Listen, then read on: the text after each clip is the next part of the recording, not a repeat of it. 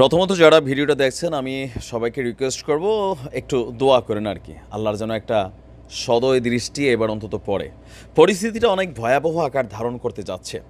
একটা কেয়ামতে, one kind of mini কেয়ামতে আপনার ধেয়ে আসছে রাফাতে। অপরদিকে আমাদের বীররা বলছে we are ready to protect and die.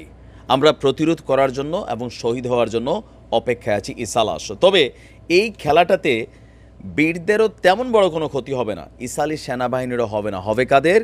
এই অঞ্চলে থাকা বর্তমানে অবশেষে যে আশ্রয়টা আছে রাফাতে, সেখানে কিন্তু বড় ধরনের একটা কী বলা হয় যে মানুষের জীবন যাবে। দর্শক, গাজা উপত্যকার শেষে যে নিরাপদ স্থল এই মুহূর্তে আছে রাফা, সেই রাফাতে ভয়াবহ হামলার প্রস্তুতি নিচ্ছে ইসরায়েলের সেনাবাহিনী। অপরদিকে এরা একটা হাস্যকর কর্মকাণ্ড করতেছে। এরা বলতেছে এই অঞ্চলে সাধারণ মানুষদের সাথে আমাদের বীররা মিশে আছে, তোমরা এক কাজ করে সইরা যাও। কারা? সাধারণ মানুষ। আচ্ছা, সাধারণ মানুষদেরকে সরানোর আগে রাফার বাসিন্দাদের সরিয়ে নিতে এরা খান ইউনিসে শত শত তাঁবু স্থাপন অলরেডি করেছে। তার মানে যা যুদ্ধ অন দ্য ওয়ে। ইসরায়েলি প্রতিরক্ষা বাহিনীর এক শীর্ষ কর্মকর্তা রয়টার্সকে বলছে গাজায় বীরদেরকে লক্ষ্য করে তারা হামলা চালাবে।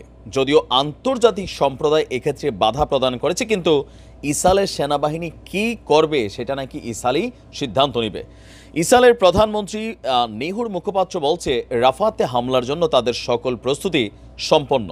কবে, কখন, কোন সময়ে এই অভিযান পরিচালনা করা হবে সেটা উপর মহলের নির্দেশটা ফলো করা হবে। বলা হচ্ছে যে তারা 40,000 তাঁবু কিনেছে, যেগুলোর এক একটিতে 10 থেকে 12 জন থাকতে পারবে। এসব তাঁবুতে রাফাতে অবস্থানরত যেই বেসামরিক নাগরিক আছে তাদেরকে নিয়ে আসা হবে। বেশ কয়েকটি ভিডিও প্রকাশ হয়েছে যেখানে দেখা যাচ্ছে রাফা থেকে 5 কিলোমিটার দূরের খান ইউনিসে সারি সারি তাঁবু স্থাপন করা হয়েছে। স্যাটেলাইট প্রতিষ্ঠান ম্যাক্সাস টেকনোলজিসের যেই স্যাটেলাইট ছবি প্রকাশিত হয়েছে, দেখা গেছে যেখানে তাঁবুগুলি স্থাপন করা হয়েছে সেই জায়গাটি গত কয়েক সপ্তাহ আগেও খালি ছিল। ইসরায়েলের যুদ্ধকালীন মন্ত্রিসভা কয়েকদিনের মধ্যেই রাফার বাসিন্দাদের সরিয়ে নেওয়ারও তারা সিদ্ধান্ত নিচ্ছে। ধারণা করা হচ্ছে যে ইসরায়েল যে সময়টা দেখাচ্ছে, বাট আমার ধারণা এটাও একটা বিভ্রান্তি তৈরি করার চেষ্টা। এরা বলছে যে রাফা থেকে সাধারণ মানুষকে সরিয়ে নিতে 1 মাস সময় লাগবে। নাম গোপন রাখা ইসরায়েলি এক সামরিক কর্মকর্তা বলছে সেনারা রাফাতে যাওয়ার জন্য অলরেডি প্রস্তুত, শুধুমাত্র সবুজ সংকেতের অপেক্ষা। দর্শক, মিশরের সীমান্তবর্তী অঞ্চল রাফাতে বর্তমানে 13 লক্ষ সাধারণ মানুষ রয়েছে।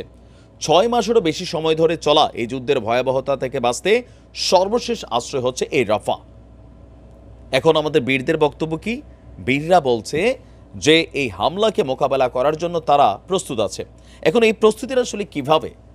ইসরায়েল বলছে যে এই 13 লাখ মানুষের মধ্যেই ঘাপটি মাইরা বসে আছে আমাদের বীররা। তো এরা যখন সাধারণ মানুষকে সরাবে, প্রশ্ন হচ্ছে কারা বীরদের সদস্য, কারা বীরদের টিম, কারা সাধারণ মানুষ, এটাকে আইডেন্টিফাইটা কিভাবে করবে? এমন তো না যে বীররা আর্মির পোশাকে আছে, এরা ধরেন বলবে যে কারা আর্মির ড্রেস পরা তারা ছাড়া বাকিরা যাও। বিষয়টা তো এরকম না। বীরও এখন অনেকটা কৌশলী অবস্থান নিচ্ছে। তবে বীররা বলছে যে এই লড়াইটা কিন্তু এখানে না, যে এখানে সাধারণ মানুষের মধ্যে বীরদের টিমরা কিন্তু উপস্থিত নাই। কিন্তু ইসরায়েল বলছে না, তোমরা এদের সাথে মিশা গেছো, নয়তো তোমরা আসো কই, তোমাদেরকে তো খুঁজা পাচ্ছি না। এখন আমাদের বীররা তো আছে ভাই মাটির নিচে। হয়তোবা এই ভিড়ের মধ্যে 2-1 হাজার থাকতে পারে, কিন্তু আইডেন্টিফাই করবে কিভাবে, বা আমাদের বীররা আসলে কিভাবে মোকাবেলা করবে? আমি অনেকটা নিজেই গোলকধাঁধায় পড়ে যাই যে এই আক্রমণটা হইলে আসলে এরপরে কি হবে। সারা বিশ্ব ঘুমাচ্ছে আজকে মারি আমাদের আরব শাসকরাও ঘুমাচ্ছে। এই ঘুম যেন এদের জীবনের ঘুম হয়ে যায়। হ্যাঁ, বাদশাহ কি যে নাম, সে সৌদির বাদশাহ, হাসপাতাল আছে, দোয়া করি যেন ওইখানে জান্নাতের না কোন দরজায় যাবে সেই দরজার টিকিট যেন কাটাই দেয় মাওলা পাক। ভালো থাকুন, আসসালামু আলাইকুম।